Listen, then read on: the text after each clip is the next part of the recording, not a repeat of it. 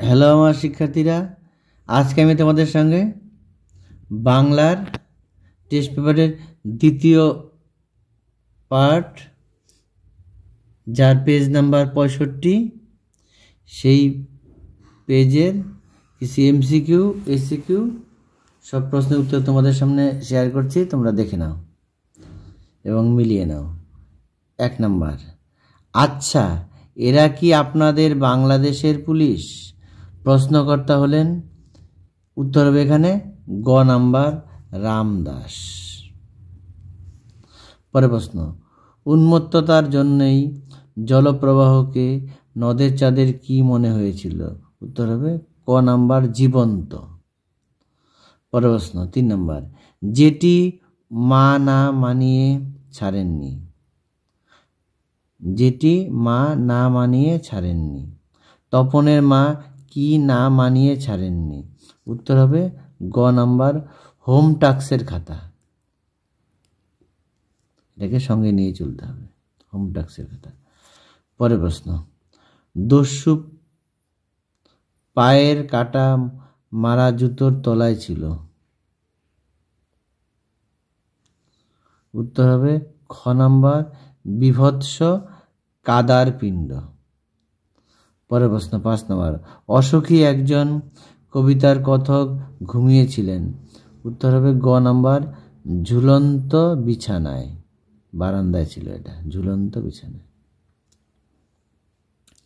পরের প্রশ্ন 6 নম্বর, রক্তে তাহার কৃপাণ ঝোলে। কৃপাণ ঝোলে, কৃপাণ শব্দের অর্থ উত্তর হবে খড়গ, খ নাম্বার খড়গ। পরের প্রশ্ন 7 নম্বর, তার অনেক সুস্থ সুন্দর নেশার একটি ছিল। উত্তর হবে ঘ নাম্বার লিপি শিল্প। পরের প্রশ্ন 8 নম্বর, বাংলা ভাষায় বিজ্ঞান প্রবন্ধটির প্রাবন্ধিক। উত্তর হবে ক নাম্বার রাজশেখর বসু। পরের প্রশ্ন 9 নম্বর, সম্ভবত শেষ পর্যন্ত নিবের কলমের মান মর্যাদা বাঁচিয়ে রেখেছিলেন। উত্তর হবে ক নাম্বার সত্যজিৎ রায়। পরের প্রশ্ন 10 নম্বর, যে সমাসের ব্যাসবাক্য হয় না তাকে বলে? উত্তর হবে নিত্য সমাস। উত্তর হবে নিত্য সমাস। পরের প্রশ্ন 11 নম্বর, বর্ণচোরা শব্দটির ব্যাসবাক্য হলো? উত্তর হবে গ নাম্বার বর্ণ চুরি করে যে। বর্ণ চুরি করে যে। পরের প্রশ্ন 12 নম্বর, অপূর্ব মুগ্ধ হইয়া সেই দিকে চাহিয়া ছিল। চিহ্নিত, সেই দিকের মধ্যে চিহ্নিত দেওয়া আছে, মোটা হরফে লেখা আছে। চিহ্নিত পদটি উত্তর হবে অধিকরণ কারক। পরের প্রশ্ন 13 নম্বর, যে বর্ণ বা বর্ণ সমষ্টি কোনো ব্যক্তি বা বস্তুবাচক পদের শেষে যুক্ত হয়ে বচন নির্দেশ করে তাকে বলে? উত্তর হবে ঘ নাম্বার নির্দেশক। 14 নম্বর, লুপ্তকর্তা ভাববাচ্যের একটি উদাহরণ হলো? উত্তর হবে খ নাম্বার এত ঠান্ডা খাবার খাওয়া যায় না। পরের প্রশ্ন 15 নম্বর, মহাশয়ের কি করা হয়? এটি যে বাচ্যের দৃষ্টান্ত। এর উত্তর হবে ভাববাচ্য। এটা ভাববাচ্যের দৃষ্টান্ত, মহাশয়ের কি করা হয়। 16 নম্বর, প্রভাতে যুজিও বৎস রাঘবের সাথে। অর্থগত দিক থেকে বাক্যটি কোন শ্রেণীর দৃষ্টান্ত? উত্তর হবে অনুজ্ঞাসূচক। উত্তর হবে অনুজ্ঞাসূচক। 17 নম্বর, যে বাচ্চে কর্তা অনুপস্থিত থাকে এবং কর্মই কর্তারূপে প্রতীয়মান হয় তাকে বলে? উত্তর হবে কর্ম কর্তৃবাচ্য। উত্তর হবে ক নাম্বার কর্ম কর্তৃবাচ্য। এবার 2-এর প্রশ্নগুলি 20টি বাক্যে উত্তর লিখতে হবে, 20টি শব্দে। তাহলে 1 নম্বর প্রশ্নটা বলছি, দেখো। 1 নম্বর প্রশ্ন, হরিদার এ কথার সঙ্গে তর্ক চলে না। হরিদার কোন কথার সঙ্গে তর্ক চলে না? এটা উত্তরটা আমি বলছি, তোমরা শুনে নাও, শুনে খাতায় লিখে নেবে। উত্তর হবে বৈরাগী সেজে অর্থ স্পর্শ করা শোভা পায় না, তাতে ঢং নষ্ট হয়ে যায়। হরিদার এ কথার সঙ্গে তর্ক চলে না। 2 নম্বর প্রশ্ন, ওই আওয়াজে মুখরিত হয়ে ওঠে। কোন আওয়াজে কি মুখরিত হয়ে উঠল? উত্তর হবে অমৃত ইসাব অদল বদল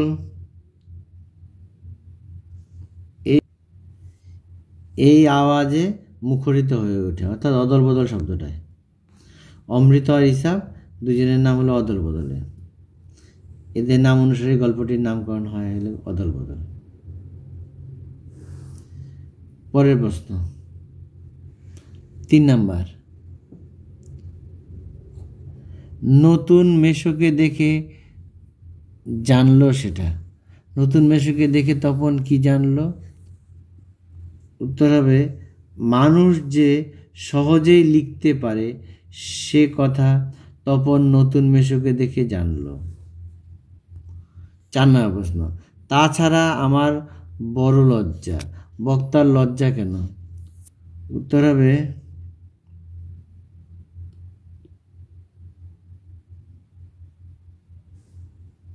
কারণ পুলিশ বাহিনীর একজন বড় কর্তা নিমাইবাবু, তার বাবার বন্ধু। নিমাইবাবু একজন বাঙালি হওয়া সত্ত্বেও ইংরেজ সরকারের অধীনে চাকরি করেন। এটা ছিল 4 নম্বর প্রশ্ন উত্তর। 5 নম্বর প্রশ্ন, এতকাল নদের চাঁদ গর্ব অনুভব করেছিলেন। নদের চাঁদের এতকাল কার জন্য গর্ব অনুভব করেছে? উত্তর হবে নদীর উপর নির্মিত স্টেশনের কাছে নতুন রং করা ব্রিজটির জন্য নদের চাঁদ গর্ব অনুভব করে। এবার 2 নম্বর, 2 1 নম্বর দেখো, আঁকড়ে ধরে সে খড়কুটো। কবি এখানে খড়কুটো বলতে কি বুঝিয়েছেন? উত্তর হবে খড়কুটো বলতে 2-1টি গানের কথা বলা হয়েছে। পরের প্রশ্ন 2 নম্বর, 2 রুষিবেন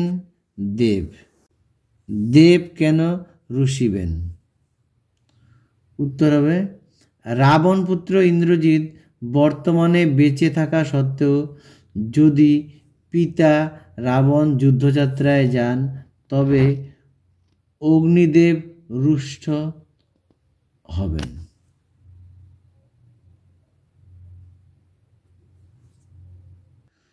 পরের 3 অবস্থা, আমাদের ইতিহাস নেই এমন বলা হয়েছে কেন? উত্তর এমন বলা হয়েছে কারণ সাধারণ মানুষরা কোনোদিনই ইতিহাসের পাতায় ঠাঁই পায় না বা পান না।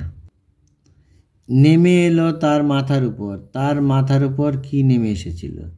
উত্তর হবে একটার পর একটা পাথরের মতো বছরগুলো তার মাথার উপর নেমে এসেছিল। 5 নম্বর প্রশ্ন, পশুরা বেরিয়ে এসে পশুরা কি করছিল? উত্তর হবে গুপ্ত গহ্বর থেকে পশুরা বেরিয়ে এসে অশুভ ধ্বনিতে দিনের অন্তিম কাল ঘোষণা করল।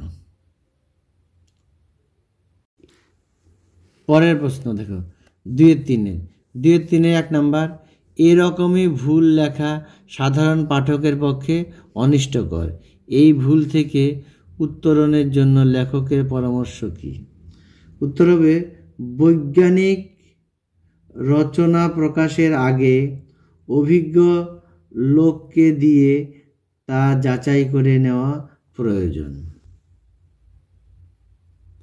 3 নম্বর প্রশ্ন, তাদের দোয়াতে গোজা পালকের কলম। এখানে তাদের বলতে কাদের কথা বলা হয়েছে? উত্তর হবে তাদের বলতে উইলিয়াম জোন্স এবং কেরি সাহেবের কথা বলা হয়েছে। শ্রীপান্থর প্রকৃত নাম কি? উত্তর হবে শ্রীপান্থর প্রকৃত নাম নিখিল সরকার। পরের প্রশ্ন 4 নম্বর, তাতে অনেকে মুশকিলে পড়েছে। অনেকের মুশকিলের কারণ কি? উত্তর হবে রাজকর্মে দেশি পরিভাষা ব্যবহার করার ফলে অনেকেরই অসুবিধা হচ্ছে, কারণ তাদের নতুন করে পরিভাষা শিখতে হচ্ছে। এবার 4-এর 2-4 8টি প্রশ্ন উত্তর। 1 নাম্বার শর্ত সাপেক্ষ বাক্যের একটি উদাহরণ দাও। শর্ত সাপেক্ষ বাক্য এভাবে লিখবে, যখন কথাটা শুনল তখন তপনের চোখ মার্বেল হয়ে গেল। তাহলে এইভাবে লিখবে শর্ত সাপেক্ষ। যখন কথাটা শুনল তখন, তাই যখন তখন জটিল বাক্যের আকারেই করা হলো, কিন্তু এটা শর্ত সাপেক্ষ বাক্যের একটি উদাহরণ। যখন কথাটা শুনল তখন তপনের চোখ মার্বেল হয়ে গেল। 2 নাম্বার বর্ম খুলে দেখো আদুর গায়ে। যৌগিক বাক্যে পরিবর্তন করো। যৌগিক বাক্য করার ফর্মুলা কি আমাদের? ও এবং কিন্তু কমা, এই 4টি শব্দ যদি কোনো বাক্যের মধ্যে ব্যবহার করা হয় তাহলে সেটা জটিল বাক্যে পরিণত হয়। তাহলে আমরা কি লিখব? বর্ম খোলো এবং আদুরে গায়ে দেখো। তাহলে যৌগিক বাক্য হয়ে গেল। পরে 3 নাম্বারটা, তির্যক বিভক্তি কাকে বলে? এটা উত্তর লিখবে, যে বিভক্তি সব কারকেই ব্যবহৃত হয় তাকে তির্যক বিভক্তি বলে। যেমন এ, তে, এগুলি হবে। 4 নাম্বার প্রশ্ন, লক্ষণাত্মক করণ কারকের একটি উদাহরণ দাও। লক্ষণাত্মক করণ কারকের উদাহরণ হবে, শিকারি বিড়াল গোফে চেনা যায়। শিকারি বিড়াল গোফে চেনা যায়, গোফের নিচে দাগ দিয়ে দিবে তাহলে হবে। কিছু চেনা যায় গোফের দ্বারা, তাহলে এটাই হলো তার লক্ষণ, অর্থাৎ শিকারি বিড়ালের লক্ষণ হলো গোফে চেনা। পরের প্রশ্ন 5 নাম্বার, বিষাদ সিন্ধু কথাটির ব্যাসবাক্য সহ সমাসের নাম লেখো। এটা লিখবে, বিষাদ সিন্ধু সমাস সমান বিষাদ রূপ সিন্ধু। বিষাদ রূপ সিন্ধু, তাহলে এটাকে কি বলা হবে? রূপক কর্মধারয় সমাস। 6 নাম্বার, ব্যাসবাক্য কাকে বলে? উত্তর হবে, সমাসবদ্ধ পদকে ভাঙলে বা বিশ্লেষণ করলে যে বাক্য বা বাক্যাংশ পাওয়া যায় তাকে বলা হয় ব্যাসবাক্য বা বিগ্রহ বাক্য বা সমাস বাক্য।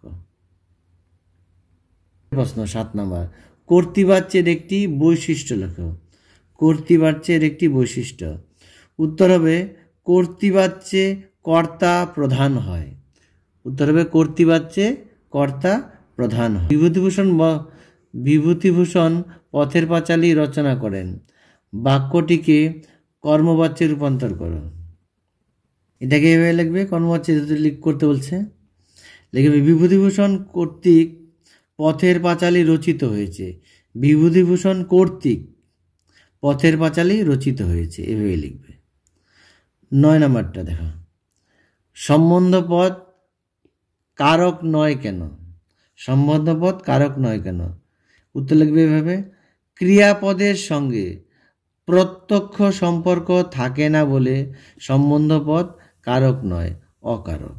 তাহলে বুঝতে পারলে, ক্রিয়াপদের সঙ্গে প্রত্যক্ষ সম্পর্ক থাকে না বলে সম্বন্ধপদ কারক নয়, অকারক।